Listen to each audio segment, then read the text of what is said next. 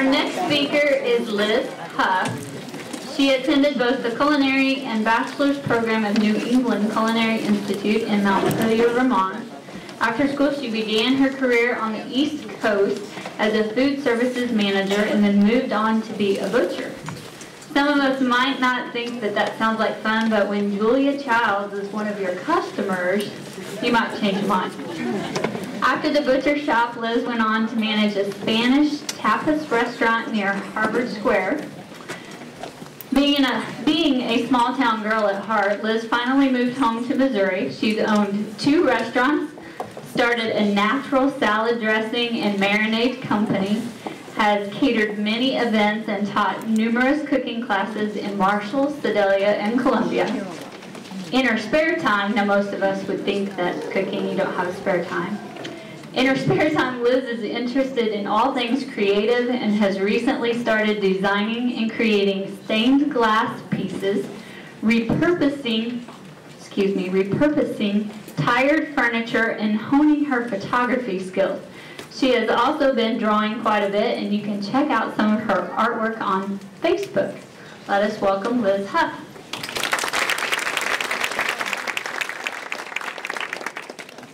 Well, I also have a restaurant now called Catalpa. It's in Arrow Rock, and I won the Best Restaurant in Missouri from Rural Missouri Magazine in 2012. So if you haven't come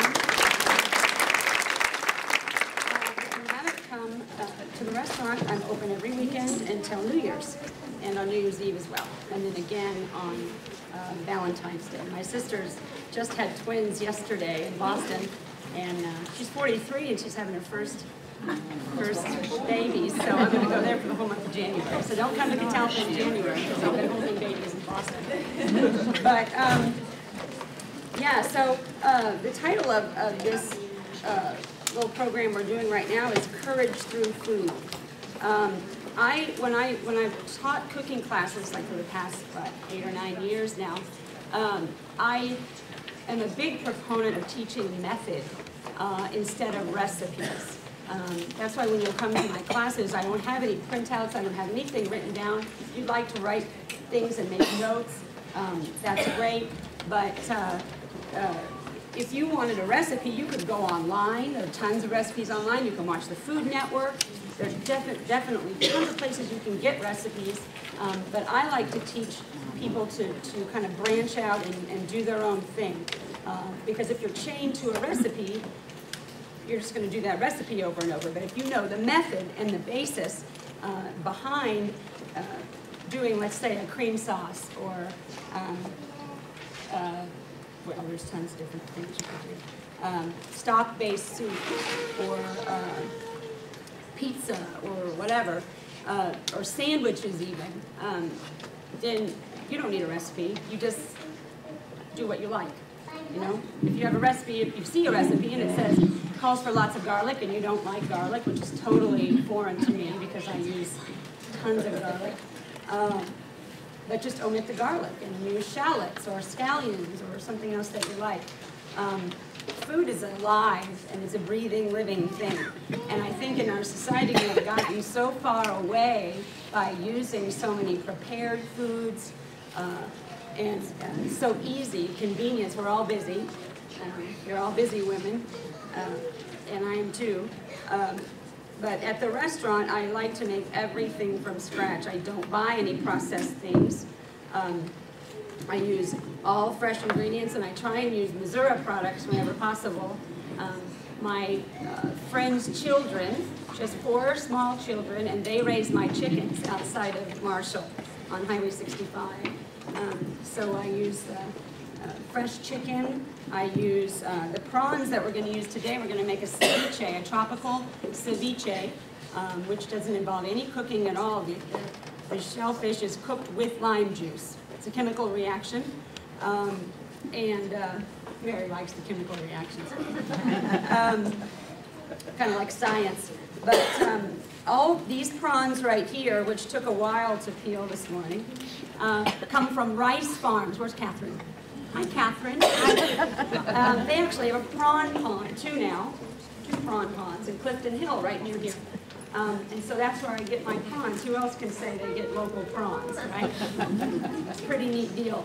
And if anybody's interested in doing a prawn business, you can talk to Catherine because they can help you set that up. If I had land, I would definitely do it. It's a neat deal. My duck comes from Canada, but everything else is local, my beef and everything. So today, what we're going to do is, like I said, this tropical fruit ceviche, and it's just a method.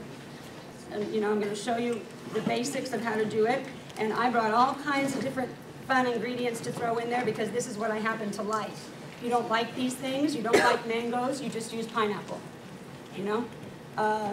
There's no rhyme or reason to what you have to put in there because everything is, every ceviche is different. I lived in the Virgin Islands. I ran a brew pub, the kitchen for a brew pub in the Virgin Islands, and we did lots of fresh fish. And we use ceviche, this ceviche method a lot there, mostly with conch, but we don't have conch here, unless Catherine wants to start a conch pub, which I don't think would work very well around here. Although it'd be pretty cool, Catherine. We can talk about that, you and me. Okay. So what I'm going to do is, since this process takes a little while, it takes 15 or 20 minutes to set up, or 15 maybe, what I'm going to do is I'm going to go ahead and put the lime juice on here now, and then we're going to go on and do these cakes. And then by the time we're ready for that, we'll cut this stuff and put it in the ceviche, and it'll all be finished. So this is lime juice. Lots of lime juice. Mary loved me this morning as well, juicing all those limes. But like I said before, these are baby Malaysian prawns. Beautiful, freshwater prawns. You can use tiny scallops. You can use just shrimp you get at the store. Obviously, you want raw shrimp. You don't want to get the cooked stuff. You can use pieces of tuna or salmon or any kind of fish that you like, cut up into, you know, 1 by 1 inch pieces probably. And again, or lobster or crab or anything that you like. This is lime juice. I'm pouring it right on the prawns to cover.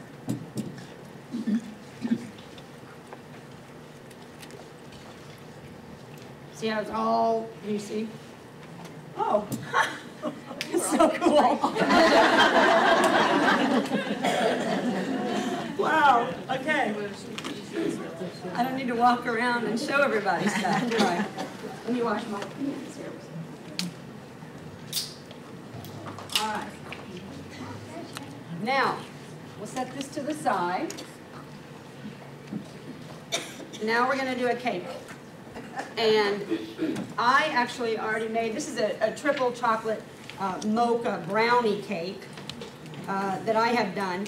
And I made, we're going to do 2 cakes. I'm going to frost one, and Patty, my friend over there, is going to frost one to show how easy it is. Because we're going to do it all with our hands.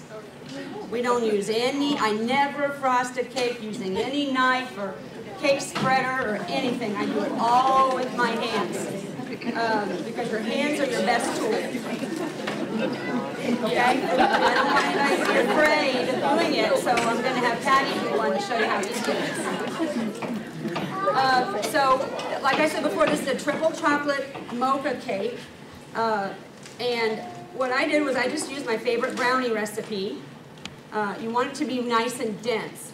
To the brownie recipe, I added a ton of really good dark chocolate pieces or chocolate chips. Just stir it right in. And to make the mocha, because how many of you have an espresso machine at home? No? Me neither.